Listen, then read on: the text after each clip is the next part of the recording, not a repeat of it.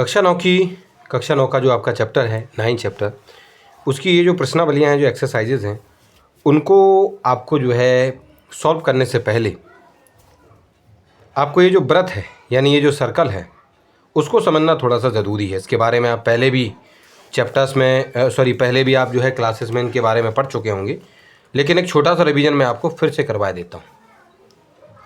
यहाँ पर अगर हम देखते हैं छात्रों, तो ये आपका समझिए ये व्रत है, समझना क्या है, व्रत ही है ये, ठीक है जी। चलिए, और इसके अंतः भाग में यानी इंटीरियर पार्ट में यहाँ पर ये जो बीचों बीच ये जो पॉइंट होता है, बीचों बीच ये जो बिंदु होता है, इसको चलो हम मान के चलते हैं ये है ओ, इसको हम केंद्र बिंदु कहते हैं, इसको हम केंद्र बिंदु कहते हैं, यानी कि सेंटर पॉइंट इसको कहा जाता है। ये चीज़ें याद रखने वाली हैं छात्रों, ओ है। उसके बाद ये जो आपको यहाँ पर ये जो आपको ये जो घुमावदार वाली ये जो लाइन दिख रही है, ये जो घुमावदार ये है, ये जो रास्ता आपको ऐसे दिख रहा है, ये जो लाइन है घुमावदार वाली, अगर मान लीजिए इसके हम यहाँ पर हैं, ये आपका बिंदु है ए, और आप ए बिंदु से उसी के चारों ओर ऐसे घूमते हुए उसी पर चलते हुए आगे की ओर ऐसे चले जाइए और वहीं फिर से आ जाइए, तो जितनी दूरी आपने तय की, जितनी डिस्टेंस आपने यहाँ पे कवर की है, वो पूरी की पूरी दूरी को हम कहते हैं परिधि। परिधि यानी कि सरकमफेरेंस कहते हैं,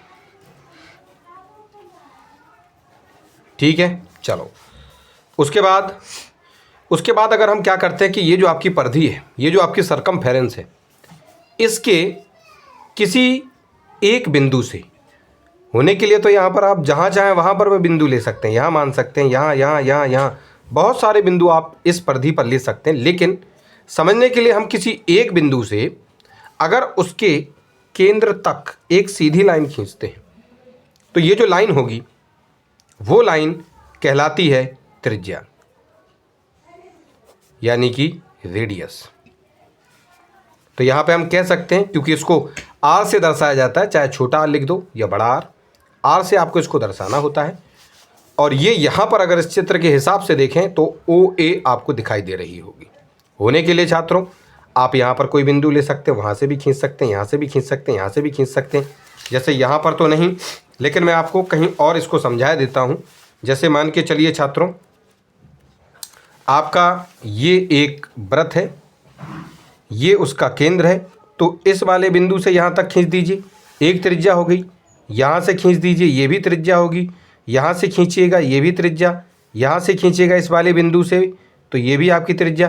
तो कहने का मतलब ये है कि ढेर सारी त्रिज्याएं आपकी छात्रों यहाँ पर देखने को मिलेंगी, ठीक है। इसको हम कह सकते हैं कि अनगिनत आपकी यहाँ पर त्रिज्याएं यानी रेडियस आपकी किसी भी एक वृत्त यानी सर्कल्स में होती हैं, ठीक है कि नहीं। चलिए, उसके बाद आपका जो नेक्स्ट पॉइंट है, नेक्स्ट पॉइंट क्या होता है छात्रों, अगर हम क्या करते हैं, अब हम एक काम करते हैं कि आपकी ये जो परिधि है, अब परिधि पर हम कहीं पर दो बिंदु लेते हैं। दो बिंदु कहना सर कहाँ पे, चलिए मैं आपको बताता हूँ कि चलिए अगर हमने यहाँ से यहाँ तक, यहाँ से यहाँ तक, और इसको हम यहाँ पे बी माने, यानी इस परिधि पर यहाँ पर जो बिंदु है वो बी है, और यहाँ पर जो बिंदु है वो आपका सी है। तो बी से लेके सी तक की ये जो आपको लाइन दिखाई दे रही है, सीधी लाइन जो दिख रही है, जो कि आपके केंद्र बिंदु से होकर गुजर रही है।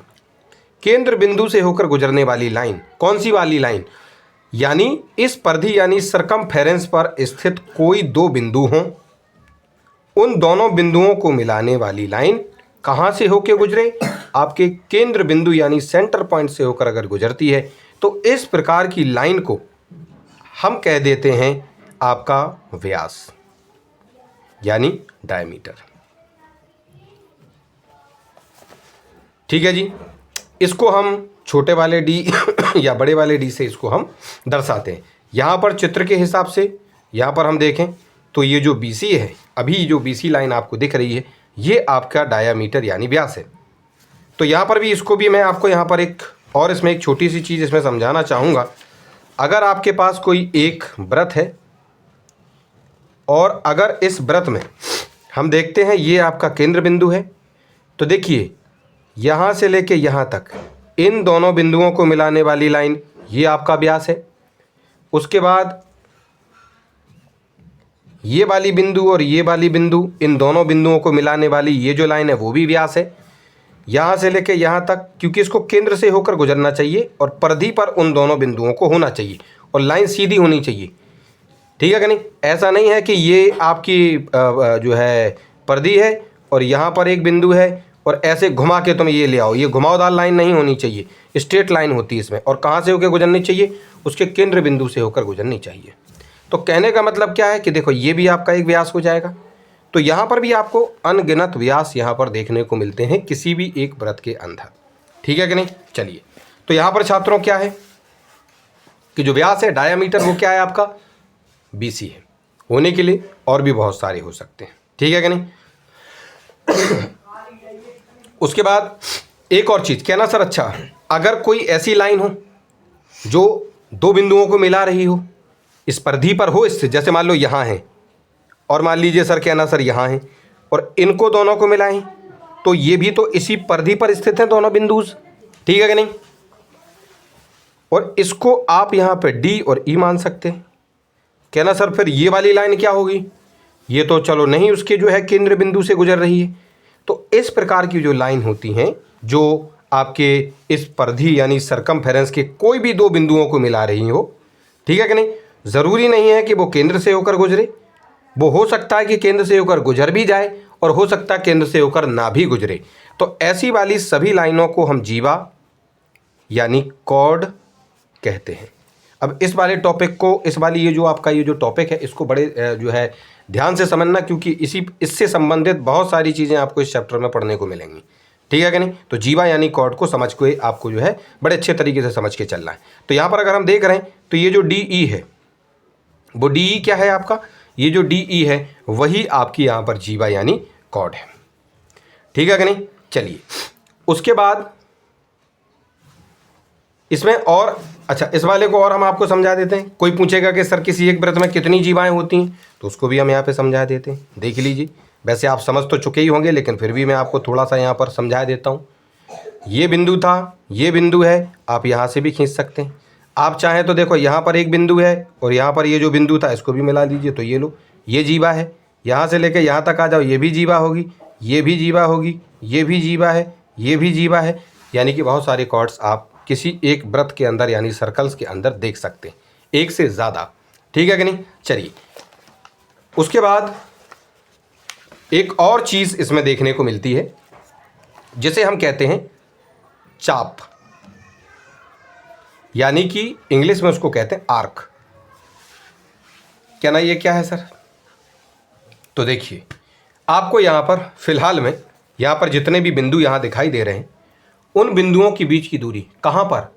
ये जो आपकी परिधि है, परिधि यानी कि जो सरकमफेरेंस है उस पर किन्हीं दो बिंदुओं के बीच की दूरी। क्या ना देखो, ये D से लेके E तक सीधा नहीं भागना है, आपको परिधि पर चलते हुए जाना। ये जो घुमावदार वाला कुछ इस तरीके से ये जो दिख रहा है आपको, ये जो हिस्सा दिखाई दिया इतना सा, ये आपका आर्क यानी चाप कहलाता है।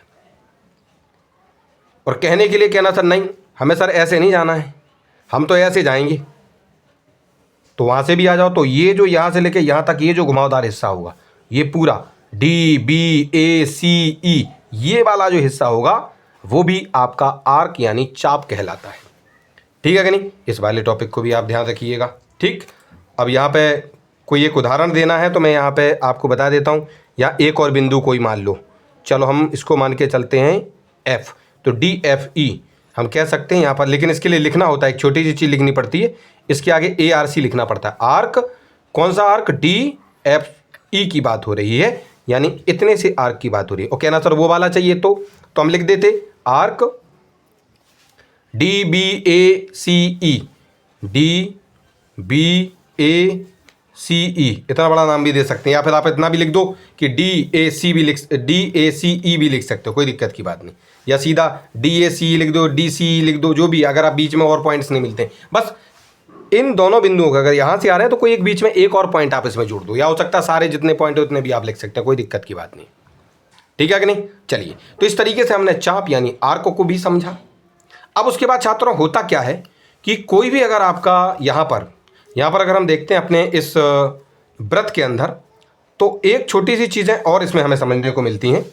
देखिए क्या क्या, जैसे अगर आपका ये रहा, एक अलग से मैं वृत्त बना रहा हूँ, यानी अलग से एक आपका सर्कल बना रहा हूँ, ठीक है। तो यहाँ पे एक चीज़ हम देखते हैं कि अगर आपकी चाप है, यानी ये आपकी जो कॉर्ड है, इसके द्वारा दो चीज़ें इसमें जो है आपको देखने को मिलती हैं। जैसे अगर हम इस पूरे वृत्त को देखते हैं तो ये पूरा वृत्त का क्षेत्रफल होता है, लेकिन अगर हम बात करें केवल इतने से क्षेत्रफल की, ये जो नीचे नीचे वाला है, या हम इसको ढक दें और ऊपर ऊपर वाले क्षेत्रफल को देखें, तो इनको सेगमेंट कहा जाता है। इनको कहा जाता है सेगमेंट, इनको कहते हैं सेगमेंट।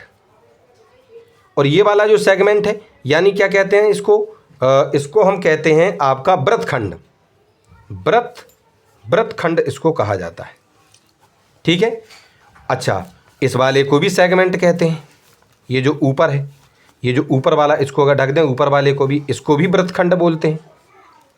क्या ना सर, दोनों को वृत्तखंड कहते हैं? हाँ, लेकिन एक छोटा सा इसमें फ़र्क होता है, क्योंकि ये छोटा है, इस पूरे वृत्त का छोटा सा हिस्सा है, छोटा सा सेगमेंट है, इसलिए इसको माइनर सेगमेंट यानी कि लघु वृत्तखंड कहा जाता है। और ऊपर वाला क्योंकि बड़ा है, इसलिए इसको मेजर सेगमेंट यानी कि आपका दीर्घ वृत्तखंड कहा जाता है। ये वाली चीज़ें आपको कक्षा 10वीं में भी काम आएंगी। उसके बारे में आपका एक चैप्टर है, उसमें इन सभी चीज़ों के बारे में आपसे पूछा जाएगा उसमें, ठीक है कि नहीं। चलिए खैर, तो उसके बाद इतनी चीज़ें हो गई। अब यहाँ पर अगर हम देखते हैं तो इस आपका ये जो वृत्त है, इस वृत्त में, इस सर्कल में बहुत सारे जो एंगल हैं, बहुत सारे जो कोण हैं, वो भी यहाँ पर आपके बनते हैं। क्या ना सर, क्या क्या बनते हैं? देखो, यहाँ पर अगर आपका कोई केंद्र बिंदु है, ठीक है कि नहीं, आप अगर चाहें छात्रों तो देखो, यहाँ से लेके यहाँ तक और यहाँ से लेके यहाँ तक ये कोण बना सकते हैं, ये एंगल बन जाएगा आपका। आप चाहें कि नहीं सर ये वाला एंगल एक है, आप चाहें छात्रों तो यहाँ से लेके यहाँ तक चले जाओ, यहाँ से लेके यहाँ तक आ जाओ, ये भी देखो यहाँ पर कोण बनाया गया परिधि पर, इसी चाप के द्वारा। तो चाप के द्वारा देखो, ये जो चाप है ना, ये जो कॉर्ड है, इस कॉर्ड के द्वारा दो प्रकार के आपके जो है जो एंगल्स हैं, यानी जो कोण है वो बनाए जाते हैं। एक तो उसके केंद्र पर बनाया जाता है और एक आपका इस वृत्त पर बनाया जाता है, कहीं पर भी, ठीक है कि नहीं। तो इन चीज़ों को आपको जो है ध्यान रखना है, क्योंकि ये चीज़ें आपकी आएंगी आगे जब हम पढ़ेंगे, तो ये सारी चीज़ें आपके काम आने वाली हैं। यानी वहाँ पर आपको ये दिखाया जाएगा कि जो आपकी जो जीवा है, यानी ये जो कॉर्ड है, वो कुछ एंगल्स बना रही होगी। इस जीवा पर भी कोण बनते हैं, जैसे इसके केंद्र बिंदु से जीवा पे भी हम कोण खींचते हैं, यानी एक लाइन खींचेंगे सीधी, तो यहाँ पर भी कुछ कोण बनते हुए आपको दिखाई देंगे 90 डिग्री के, या बिना 90 डिग्री वाले भी बन सकते हैं, लेकिन इसमें हम 90 डिग्री के बारे में समझेंगे, ठीक है कि नहीं। तो इन सभी चीज़ों को ध्यान में रखते हुए हमें ये जो अपना चैप्टर है उसकी शुरुआत यहाँ पे करनी है। तो उसके बारे में यहाँ पर जो है कुछ ज़रूरी जो चीज़ें थी उसके बारे में मैंने अभी आपको यहाँ पर समझा दिया है। इन सभी चीज़ों को ध्यान से पढ़ लीजिए, तभी आपको जो आगे वाली जो प्रश्नावली हैं, जितनी भी एक्सरसाइजेज हैं, वो बड़े अच्छे तरीके से आपको उसमें समझ में आ जाएंगी। बाकी जो बचे हुए टॉपिक्स होंगे, बाकी जो बची हुई चीज़ें होंगी, उनको भी हम आगे पढ़ेंगे, और साथ में इसकी कुछ जो थ्योरम्स हैं, कुछ जो और नियम हैं, ठीक है, उनके बारे में भी हम एक और वीडियो में हम जो है इसको समझेंगे।